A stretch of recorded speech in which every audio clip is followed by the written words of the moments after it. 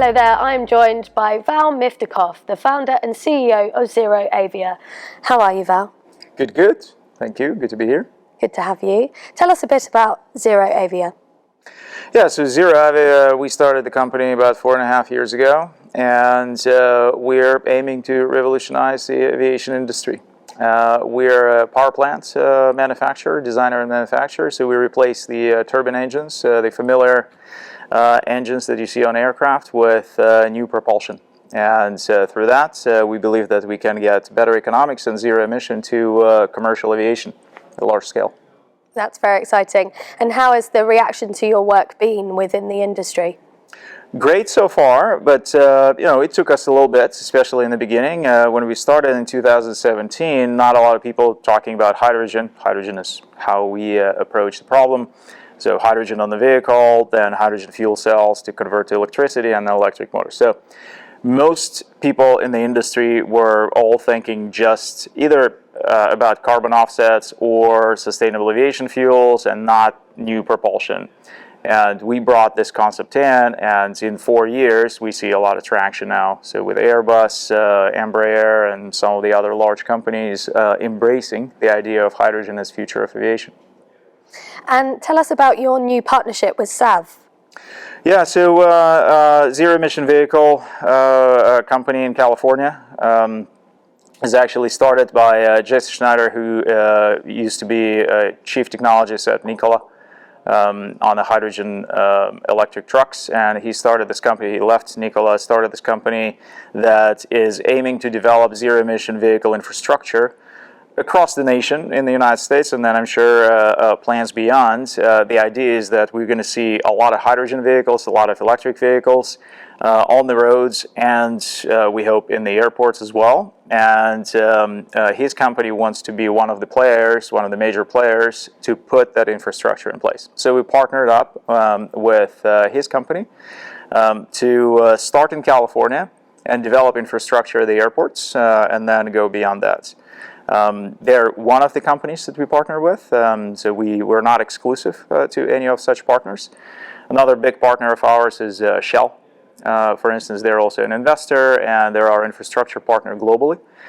Here in the UK, we have Octopus Energy that we partnered with as well.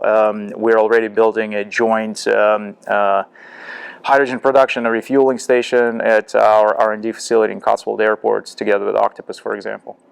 And what does a emission-free flight world look like to you? Yeah, so over time we expect all sizes of aircraft, of commercial aircraft, to be transitioned to hydrogen, and most of that will happen with hydrogen electric. Some of that will happen with a combination of hydrogen electric or hydrogen fuel cells and combustion, perhaps in turbines in some hybrid fashion. But over time, all of them will move to hydrogen. So that will mean that with the right type of production of hydrogen, green electrolysis from green electricity to green hydrogen, we can get the entire aviation industry into zero emission.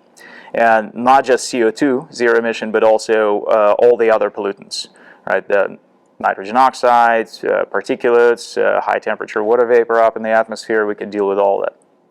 And what do you think a realistic timeline to reach net zero actually is? Let's start with the timeline that we have for our products. So in about 3 years, we expect our first products to enter into service, and that will be 10 to 20 seat, so smaller commuter type planes. Then 2 years after that, large turboprops, so similar to the aircraft that Flybe used to fly, or is about to fly again. And then on the 28, 29 time frame, regional jets. And then we go higher and higher in seat counts and larger aircraft, longer distances. I think within 20 years we'll have technology for all sizes of aircraft. And then it's a matter of how fast the adoption will occur, right? So the technology will be available, but then, as you know, the typical airplane lasts 25, 30 years in service. So if there is no additional incentive to replace the fleet, then you can expect that long of a transition. And that would obviously put us beyond 2050.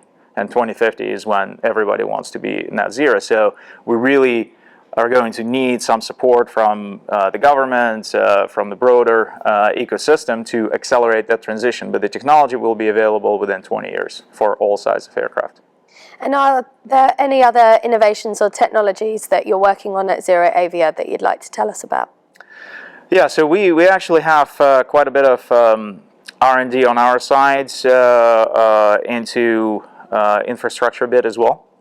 Especially on how the infrastructure or green hydrogen production connects to the electrical grid. My previous company, before ZeroAvia, was working on the electric vehicle charging infrastructure, smart grid charging infrastructure to maximize the amount of renewable energy that goes into the electric cars. And we grew that company to the largest company of its kind. It was acquired in 2017. That's when I started ZeroAvia. But at ZeroAvia, we look to have a similar approach to hydrogen production so that we can maximize the renewable content, ideally 100%, but really connect that in a smart way to the electrical grid so that we don't, instead of additional load or additional burden on the electrical grid, we can actually help the grid to incorporate more renewable power. So we're actually spending some time on that as well. Yeah. So in addition to the power plant development or engine development. Wonderful. That sounds really exciting. Thank you for your time, Val. Of course. Thank you.